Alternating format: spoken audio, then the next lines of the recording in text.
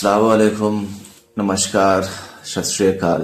अरावली पहाड़ियों की अहमियत और उसको अगर सरल भाषा में बताएं, अरावली भारत की सबसे पुरानी पहाड़ियों की श्रृंखला है। यह गुजरात, राजस्थान, हरियाणा और दिल्ली तक फैली हुई है। इसकी सबसे बड़ी अहमियत यह है कि यह थार का रेगिस्तान को आगे बढ़ने से रोकती है। अगर अरावली न होती तो क्या हो, तो राजस्थान का रेगिस्तान दिल्ली, हरियाणा और उत्तर प्रदेश तक फैल जाता। यह बारिश को प्रभावित करती है, हवा को साफ रखती है और मिट्टी को बहने से बचाती है। जी हाँ, आप देख रहे होंगे कि अरावली को लेकर के सोशल मीडिया पर मीम्स हैं, बहुत सारे इंफॉर्मेशन है, न्यूज आर्टिकल्स हैं जो आप देख रहे होंगे, लेकिन इसके बारे में ये नहीं समझ पा रहे होंगे कि आखिर इतना बवाल क्यों मचा हुआ है। यहाँ घने जंगल भी हैं जो पानी को जमीन में सोखने में मदद करता है। भूजल रिचार्ज के तौर पे आप बता सकते हैं कि अरावली जो है माना जाता है। यहाँ तेंदुआ, सियार जैसे जंगली जानवर रहते हैं और बहुत सारी जैव विविधता है, यानी कि हर एक तरीके की प्राकृतिक जो खूबसूरती और उसके साथ साथ जो इंसानों के लिए, हमारे लिए एक सुरक्षा कवच का जो है अरावली पर्वत आप बता लें, तो ये अरावली पर्वत जो है एक सुरक्षा कवच के लिए है। ये अरावली पर्वत करोड़ों साल पूर्व जो है किसी ने बनाया नहीं, ये समझिए कि ये प्रकृति ने हमें हमारे सुरक्षा के लिए और हमारे जीवन को बेहतर बनाने के लिए दिया है। अब है कि यहाँ से चूना पत्थर भी जब वो तोड़े जाते हैं, वो पहाड़ के पत्थर को, तो वहां से चूना वगैरह निकलता है, ग्रेनाइट जैसे खनिज मिलते हैं जिससे रोजगार चलता है।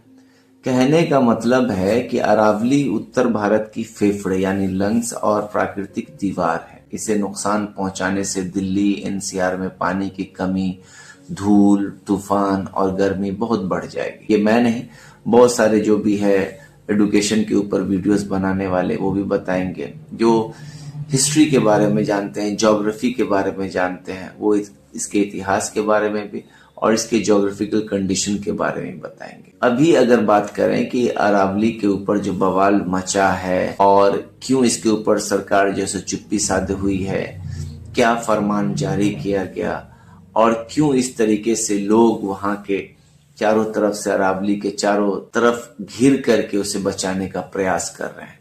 नवंबर 2025 में सुप्रीम कोर्ट ने एक नया नियम बनाया या बोलिए फरमान जारी किया कि जो जगह आसपास की जमीन से कम 100 मीटर ऊंची हो वही अरावली पहाड़ी मानी जाएगी। अब सोचिए कि क्या उटपटांग सा एक ये फरमान जारी करना हुआ। पर्यावरण वाले और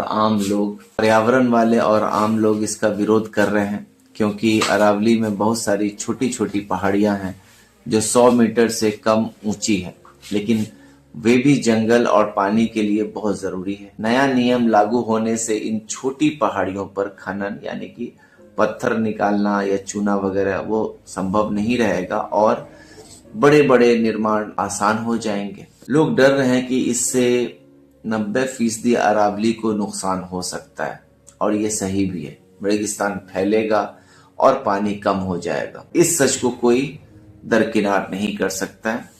गुरुग्राम हो, फरीदाबाद हो, अलवर हो, उदयपुर हो जैसे इलाकों में लोग सड़क पर प्रदर्शन करने लगे हैं।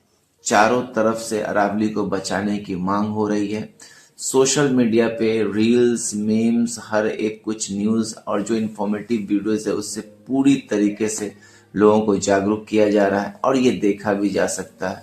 दूसरी तरफ सरकार क्या बोल रही है? सरकार कहती कुछ है, करती कुछ है और यहाँ देश की जनता त्राहिम मचाई हुई है, लेकिन फिर भी सरकार के ऊपर, कान के ऊपर जूं तक नहीं रेंगता है। पहले हर राज्य की अपनी अपनी परिभाषा थी जिससे अवैध खनन आसान। अब एक साफ नियम है कि नई खदानें नहीं दी जाएंगी, पुरानी पर सख्त निगरानी होगी। जंगल और पानी वाली जगहों पर खनन पूरी तरह बंद रहेगा। अब इसको हम ब्रीफ में देखें या संक्षेप में, तो एक पक्ष कह रहा है कि यह नियम अरावली को बचाने के नाम पर उसे बर्बाद कर देगा, तो दूसरा पक्ष कह रहा है कि यह नियम संरक्षण को और मजबूत करेगा, इसलिए इतना बड़ा बवाल मचा हुआ है। यानी कि जो दो पक्ष है, दो पक्ष की जो सोच है उसमें टकराव है। सोचना खुद को भी है कि जो हम पढ़ते आ रहे हैं शुरू से, जो हम देखते रहे हैं कि अरावली हमारे लिए कितना प्राकृतिक जो एक तरीके से हमें ये गिफ्ट दिया है, ईश्वर ने, खुदा ने ये एक वरदान दिया है, क्या हम इसे नहीं बचाएं? क्या जो लोग मांग कर रहे हैं इसको बचाए रखने की, क्या वो गलती कर रहे हैं? या सुप्रीम कोर्ट का जो फरमान जारी हुआ है कि 100 मीटर से जो कम है उसको पहाड़ ही नहीं माना जाएगा, कहाँ तक ये उचित है?